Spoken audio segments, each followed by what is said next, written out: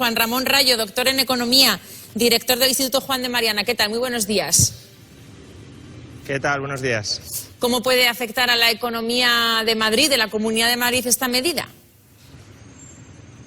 Bueno, realmente es algo que habrá que ver porque al final el impacto, pues los comerciantes desde luego siempre tienden a quejarse extraordinariamente porque se reduce la capacidad de acceder a Madrid Central, pero no está tan claro que el impacto termine siendo tan grande y ya digo, habrá que atender a la evidencia después de unos meses experimentándolo. De todas formas, un poco comentando lo que acabáis de mencionar, ¿no? Yo creo que Madrid Central, la idea o el propósito general puede ser un propósito general adecuado, es decir, es verdad que la conducción de un vehículo por la ciudad implica dos costes externos, dos externalidades que son bastante graves y bastante preocupantes, la polución y la congestión, pero desde luego la medida que se ha tomado con Madrid Central no es una solución a medio plazo para la congestión y ya veremos si para la polución.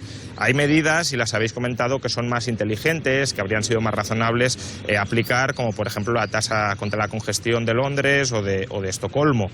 Cuando la flota de vehículos se renueve y por tanto la mayoría de coches tenga un distintivo ecológico, el problema de la congestión en el centro de Madrid Central se mantendrá, al menos que cambie la normativa. Por tanto, mucho mejor establecer un precio, una tasa para aquellos que quieran acceder al centro de la ciudad. Aquellos que tengan mayor necesidad para acceder a la misma pagarán la tasa, quienes no tengan tanta necesidad no la pagarán. Se podrían establecer distintas tasas en función del grado de contaminación de cada uno de los vehículos, se regularía, por tanto, mucho mejor el tráfico y la recaudación adicional además se podría destinar a reinvertir en la infraestructura de Madrid Central, que son los afectados por el cierre parcial de la circulación. Por tanto, medida con espíritu positivo, pero desde luego mal implementada.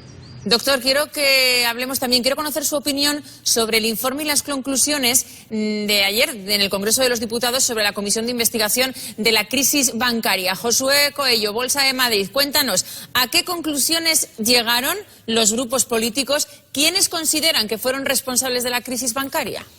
Este informe pone el foco de la culpabilidad en el Banco de España y en general en los supervisores, que dice no supieron ver cómo crecía la burbuja y cómo se daba crédito desmedido. También hace referencia en este informe, en cuanto a la culpabilidad, a los gestores. ¿Por qué? Porque dice que actuaron con prácticas delictivas y pone como claro ejemplo Bankia. Eso sí, contra políticos que estuvieron en las cajas de ahorro, este informe nada de nada. Responsables, Banco de España, supervisores y los gestores de las cajas, pero creen que no tuvo que ver la politización de esas cajas. ¿Lo comparte, señor Rayo?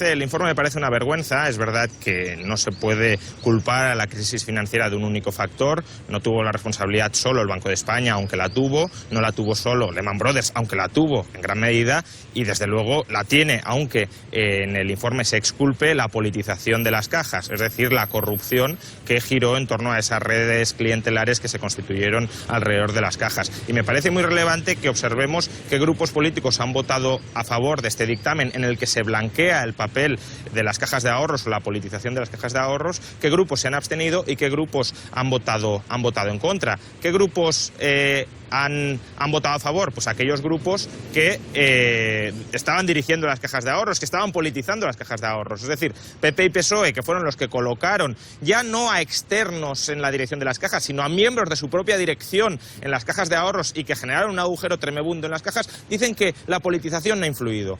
Es decir, es una vergüenza ellos mismos juzgándose a sí mismos y exculpándose de un proceso que ha costado 60.000 millones de euros, más de 60.000 millones de euros a los españoles. Pero Podemos se ha abstenido. Es increíble que Podemos, después de todo el discurso que ha hecho sobre la casta y sobre las élites extractivas que ciertamente estaban imperando en nuestra economía, posteriormente exculpe a las cajas. ¿Y por qué las exculpa? Porque el modelo de Podemos, el modelo que tiene de banca Podemos, es el modelo exactamente calcado al de las cajas de ahorros, es decir, la banca pública controlada por políticos. Y evidentemente no se pueden permitir decir que la politización de las cajas, que es lo que ellos buscan para la banca pública, es uno de los principales responsables del fiasco financiero que hemos sufrido. Por tanto, una comisión tremendamente politizada donde cada grupo político ha ido a promover su agenda ideológica y no a esclarecer la verdad. Más cosas sobre ese informe, Josué Coello, que quiero comentar con Juan Ramón Rayo, porque en ese informe también se plasman las ideas para que no vuelva a ocurrir lo que ocurrió durante la crisis, ¿no? ¿Qué recomendaciones hacen los partidos políticos? Propone lo que denomina un modelo Twin Peaks, que sería crear dos supervisores para evitar futuras crisis. Uno de ellos sería vigilar a las propias entidades, su comportamiento, y otro a los propios gestores. También en las conclusiones del informe hace referencia a la creación de un tercer supervisor para que vele por los intereses de los clientes, para que no vuelva a haber situaciones como, por ejemplo, las preferentes, para que el cliente esté siempre seguro. ¿Son las medidas que necesita nuestro sistema financiero, señor Rayo?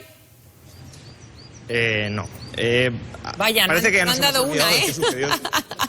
No han dado una. Han estado año y medio y no han dado una. No, desde luego que no. No, es que ha sido año y medio dedicado a plasmar su agenda política ideologizada, sectaria, prejuiciosa e interesada en un informe y no a tratar de esclarecer la verdad. Parece que nos hemos olvidado ya de qué sucedió durante aquellos años. En aquellos años no es que el regulador, el Banco de España, no tuviese informes internos que alertaban con bastante claridad de los problemas que se estaban gestando gravísimos en el sistema bancario español en general. Fueron el propio Banco de España y la clase política la que, mientras observaba la gestación de una de las mayores burbujas, de la mayor burbuja inmobiliaria de nuestra historia, no quiso reventar la burbuja por puro interés electoral, porque nadie quería ser el aguafiestas que pinchara la burbuja y que por tanto dijera que la fiesta crediticia había terminado. Y no olvidemos, a su vez, que esa fiesta crediticia, esa orgía crediticia que nos terminó reventando, la generó el Banco Central Europeo con tipos de interés muy bajos, privilegiando al sistema bancario que tenemos para que pueda extender crédito en condiciones imprudentes y enormemente ventajosas. Es decir, son los propios reguladores los que hicieron caso omiso al problema que estaba gestándose y que incluso desde Frankfurt promovieron ese problema para supuestamente reanimar la economía con crédito barato. Que ahora nos digan que la solución a los problemas que generaron ellos en connivencia con la banca privada es más poder para el regulador y por tanto más posibilidades de que la banca privada capture a ese regulador y no se haga cargo de sus propias responsabilidades y de su propia imprudencia, desde luego es un chiste, pero es un chiste que nos volverá a llevar a situaciones parecidas en el futuro a las que hemos experimentado. Juan Ramón Rayo, muchísimas gracias por el análisis y buen fin de semana. Muchas gracias y buen fin de semana.